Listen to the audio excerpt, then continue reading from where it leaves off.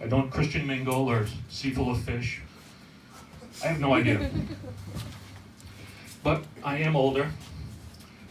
23 years. We got new guys on the job that weren't even sperm when I got on. And they look up to me, because I've got it going on. They look up to me and they come to me for advice. Not only about the job, but about life.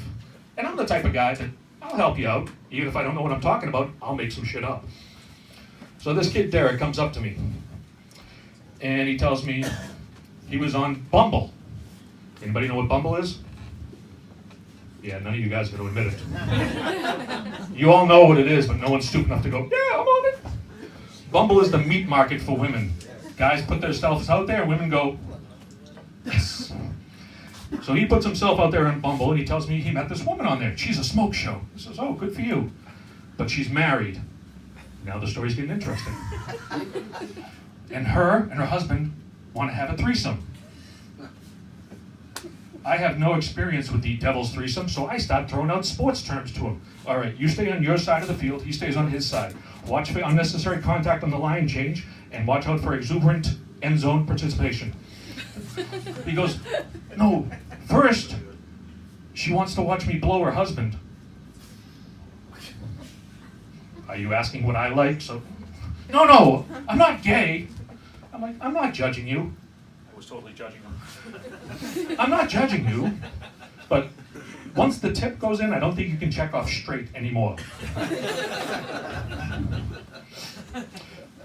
So he tells me I didn't do it, which kind of ends the story right there. But I told him, when I tell the story, he went down on that like a hungry man on a drumstick. So I told you that story to tell you this story. About 2 weeks later, a bunch of us are at a drill, and we're loading the hose back onto the engine. I tell that story. And you ever know that one guy that's really homophobic? Oh, that's gay. That's so gay. I would never have a threesome with another guy. That's gay. He's just going on about how gay it is. And I said, listen, I don't think you could have a threesome with your right and left hand. We're okay. And I know this is only a guy thing. When guys get into this, the money comes out. Not the real money, but it's like $10,000. No one will ever know. Would you suck a dick? No, that's gay. 20,000, 30, it's going around the circle. It gets to $100,000, and Dave pipes up with, I would do it, he would wear a condom, I'd wear rubber gloves, there'd be no eye contact, no talking, and no skin-to-skin contact. I'm like, that's very fucking specific for this 2-minute conversation here. You've thought of this in advance. So then it's going around and around, 100, 200, 300,000. It gets to me. Craig, would you suck a dick for $1 million? $1 million? Tell them to bring a fucking friend. They can sword fight in my mouth for $1 million. Oh, that's gay. How could you say that? Real easy. Fuck you, poor person. So I told you that story to tell you this story. People are living longer now.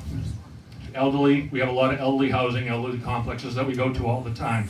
We get called there one day, and Mildred, call me Millie, she's 84 years old, naked on the floor there. Bob, he's 80 years old, naked on the floor here.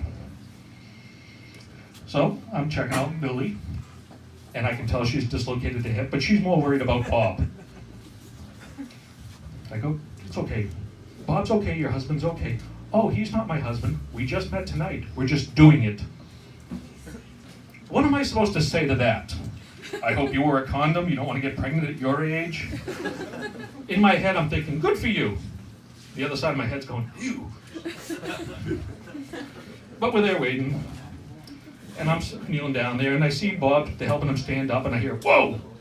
I look over, and I see way more of Bob than I want to. But I got to admit, Bob was packing some fucking heat. Just a salami and 2 potatoes. He was...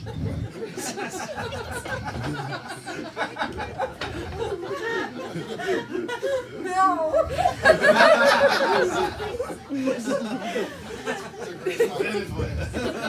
And just a puff of white hair around it.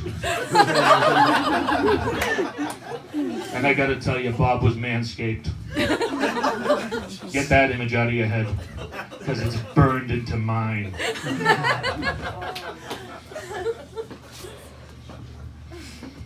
Bob says he's fine. He goes off into the other room, says, He's going to get dressed. The ambulance gets there. We pick up Millie, put her on the stretcher.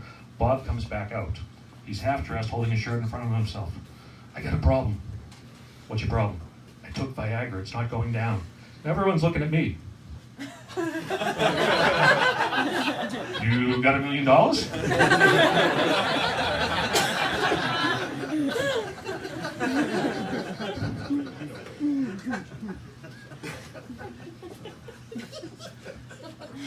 Are you checking your bank balance? He's making sure he's got the $1 million.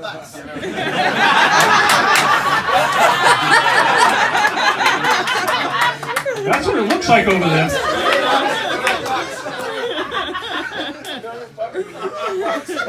Yeah, sweep it up. Like, we haven't already called you out now. We need some love music. Bounce.